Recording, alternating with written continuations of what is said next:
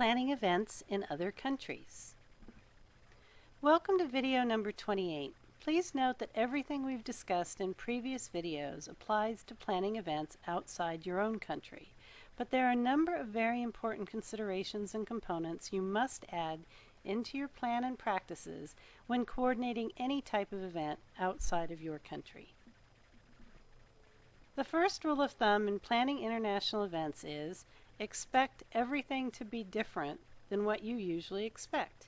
If you want your event planning experience to be completely familiar and predictable, don't try to plan an out-of-country event.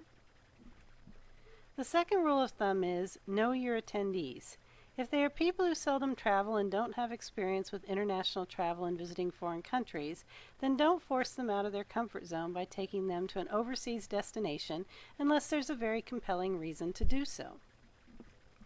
The third rule of thumb is international travel can be quite challenging even for the seasoned traveler, so make your international events all-inclusive whenever possible to alleviate stress and anxiety. Package the entire event from flights to transfers to accommodations and meals and the event sessions themselves. Remember that within countries there can be vast differences as well. What you might find for event services in a big city with an international airport might be non-existent in a small town just 1 hour or so away.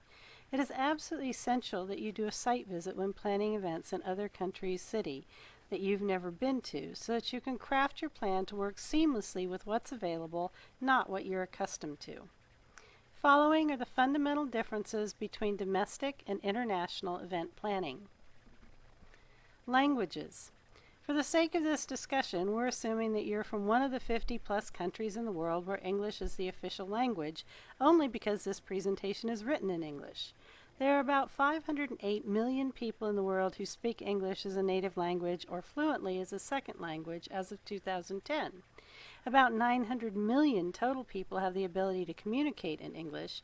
That means about 6.8 billion people don't speak English at all. You will be facing language barriers when you plan international events, period.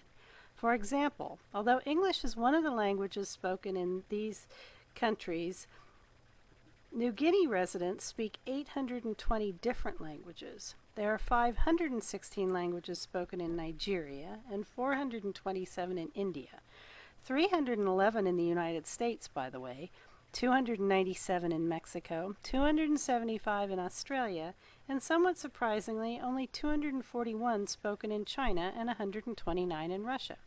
We highly recommend that you have all of your agreements and contracts professionally translated into your native language and that you and your service providers sign both language copies. It is also wise to contract with a translator to support you through the planning, contract negotiation, and implementation of your event if English is not the official language of the country you're working in, or your language is not the official language or used there. Shipping and receiving. When you first choose an international destination, ask your destination management company about customs brokers they have good references for, or contact that country's customs bureau directly. With heightened security prevalent in most countries, it's increasingly difficult to pass items through customs in many, and the process is frequently very slow. Anticipate everything you and your presenters or entertainers will need to ship to the host country very early on and work with a customs broker to make sure you ship well enough in advance to obtain timely release of your items. Most customs brokers will warehouse your freight until it needs to be forwarded on to its destination. Whenever possible, purchase or rent everything you need in the host country to avoid the cost and hassles of international shipping. Holidays. We are all used to working around the holidays our countrymen and women traditionally celebrate. As of 2011, the United States government holidays, the ones most businesses in this country close for, number 11. China, Hong Kong, and Egypt all close for 16 as a nation. India, Indonesia, Thailand, and Morocco have 15 official non-business holidays. Malaysia celebrates 14 holidays, and Chile and Turkey round off the top 10 with 13 holidays. These are just official government holidays. Many countries also have provincial and even local holidays that close down business as usual, sometimes rather spontaneously. It's critical that you, as an event planner, make sure you have blocked out every possible holiday on your master calendar. Furthermore, some countries have official vacation seasons you need to consider. For example, Western Europe practically shuts down in August because it's arguably the best weather month on average and the one that's preferred by the masses for holiday breaks. Paperwork and safety considerations.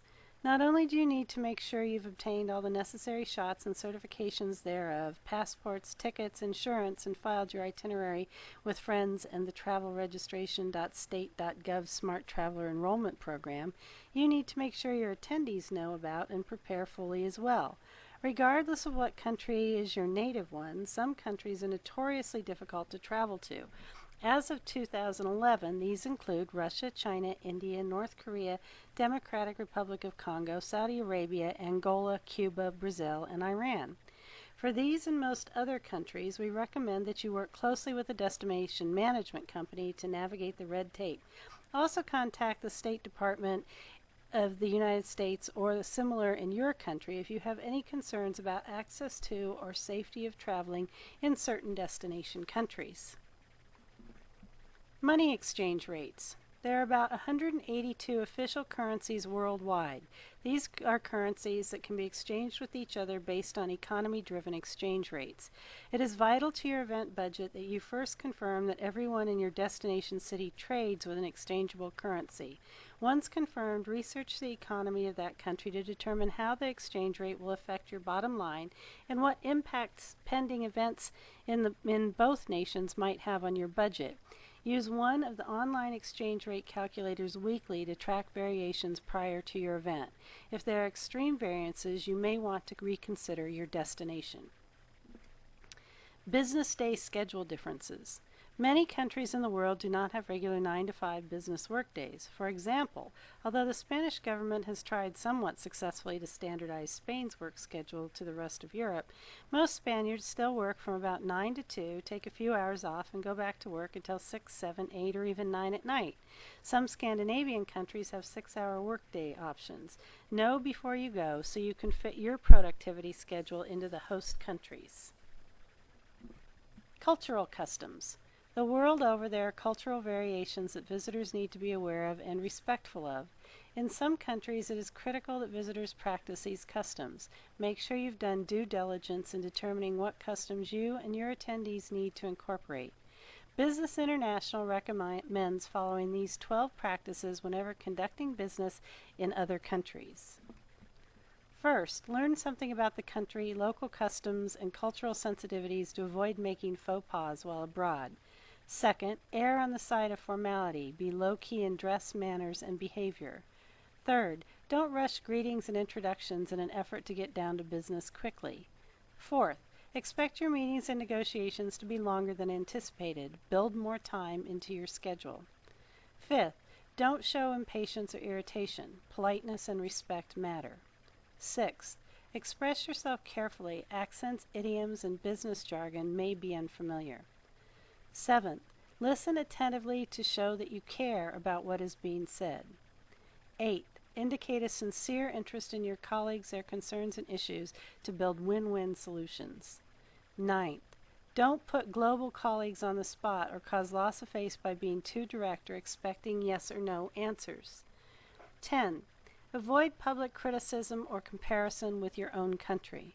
11th, familiarize yourself with customs surrounding gift-giving and business entertaining. And 12th, build relationships and trust, which is the key to successful global partnerships. Religious considerations. It is estimated by theologians that there are about 4,200 religions in the world that are being practiced at any given time. When holding events in other countries, you need to know what religions are prevalent at your destination and how religious customs and observances might influence the actions of your attendees and the activities at your event. If you do not have a destination management consultant to advise you about local religion, you should research the country's religions and be mindful of their customs. Food preferences. Often an extension of religious beliefs, some cultures have forbidden food lists, or conversely, commonly serve food that other cultures are unaccustomed to or even repulsed by. In some cultures, all foods may be permitted, but how they are dispatched and prepared requires special practices. Know your attendees and the food customs of your host nation when planning your menus, and contract only to those choices that will satisfy your guests as well as the region's practices. Time zone changes. You'll become accustomed to working from zone to zone quite early in the planning stages of your international event. You may even have to change your work schedule entirely for days at a time while organizing an overseas function. The internet and fax technologies have made international communication much easier than it used to be, and if you have plenty of time, you can just work knowing that all the communication will have a 1 or 2 day lag time. It's very important that you give yourself and your attendees ample time to adjust to the time zone before your event pre-work and their event attendance starts. There are a number of online calculators that can help you determine how many hours of light, dark, and rest each attendee needs based on the number of time zones they crossed and how many hours it took them to get there. Anyone who will participate should use them and follow their recommendations. Using destination management companies. The International Society of Meeting Planners defines destination management companies as locally based for-profit tourism businesses whose function is to provide groups and individuals with services to meet their travel, meeting, and entertainment interests and needs at a specific time and place. The DMCs can offer as little as group transportation and as much as complete responsibility for all activities of a 100,000 person convention in a specific city. DMCs are a vital and highly recommended resource for international meeting planners, even if you are familiar with the host nation. They are your staff on the ground when you can't be there. Room configurations. From function rooms to accommodations, different countries have different styles. In many countries, hotel rooms only come with 1 or 2 twin beds, for example. Make sure your venue and all of the related facilities on and off site have all of the accoutrements and features you need. Kitchens, for example, are very different the world over. Don't assume that just because your conference space has a kitchen that it can accommodate the capacity your caterer requires. Have them verify that it can. Your attendees won't mind unfamiliar room configurations if they are prepared, so communicate anything you might be a surprise to them before they arrive. Amenities.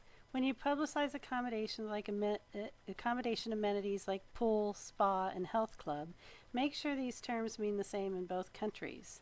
Asian spas, for example, may actually feature dietary practices and massage styles that are unfamiliar to your attendees. Pool might refer to a pond, and health club might be a communal mineral bath. Again, your attendees will probably welcome these differences if they expect them. So these are the basics. You'll uncover dozens of other considerations as you work with your destination and venue point people.